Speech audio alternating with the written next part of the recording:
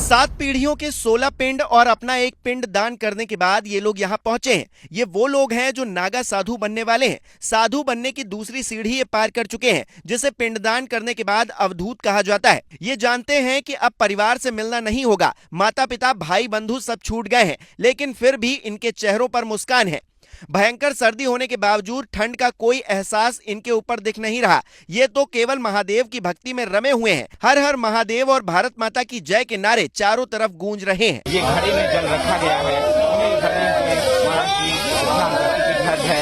ये तपस्वी ही कर सकता है, एक नागा सन्यासी ही कर सकता है। दरअसल एक बार फिर महाकुंभ में केवल जूना अखाड़े से ही 5000 लोग नागा साधु बनने की तरफ बढ़ गए हैं। ये लोग जो तस्वीरों में दिख रहे हैं, ये सभी जूना अखाड़े के नागा साधु हैं। अभी इनका आखिरी पड़ाव बचा है, जिसे पार करने के बाद ये लोग पूरी तरह से नागा साधु बन जाएंगे। लेकिन उससे पहले इन्हें और भी कष्ट सहकर अपनी शक्ति का प्रदर्शन भी करना होगा। ये सभी नागा साधु पूरी रात भगवान शिव की आराधना करेंगे। उसके बाद ब्रह्म मुहूर्त में विजय हवन करेंगे, फिर अपनी कुटिया में जाकर गुरु को चोटी भेंट करेंगे। इसी प्रक्रिया को लेकर ये नागा साधु क्या बताते हैं, पहले हम आपको वो भी सुनवा देते हैं। पिंडदान करवा के आपने आपके खुद को भी बोला कि हम अपना शरीर खुद पिंडदान करवा के हमारे घर में माता पिता भाई बहन सबके पूरे खानदान के पिंडदान करवाने के बावजूद भी अभी यहाँ पर क्या कर रहे हैं, आए हुए हैं। इनका आज नया जन्म हो रहा है। नया जन्म उनके कारण इन सबको ले आके यहाँ पर बिठाया गया है। देखो अब आगे क्या होगा? अब यहाँ पर बिठा के इनका विजय हवन कराया जाएगा। विजय हवन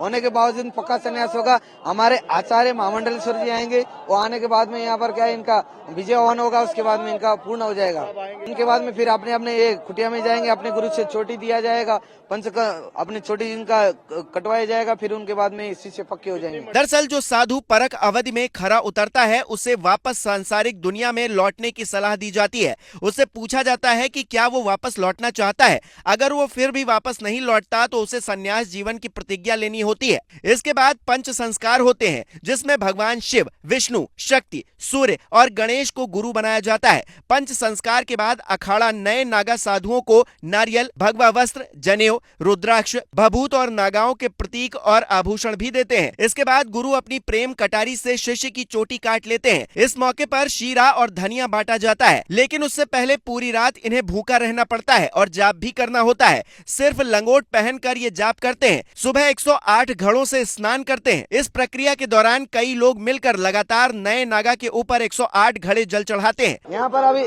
आग चारों तरफ बिठा के यहाँ पर अभी इनका जाप कराया जाएगा। ओम नमः शिवाय का आप सुन रहे होंगे, हर हर महादेव का सुन रहे होंगे, आप नारा सुन रहे होंगे। इनको यहाँ पर बैठ के तपस्या किया जाएगा। इस सुबह से कुछ भोजन नहीं किया, पूरा रात इनको ऐसे बिठाया जाएगा और इनको ऐसे जाप किया जाएगा।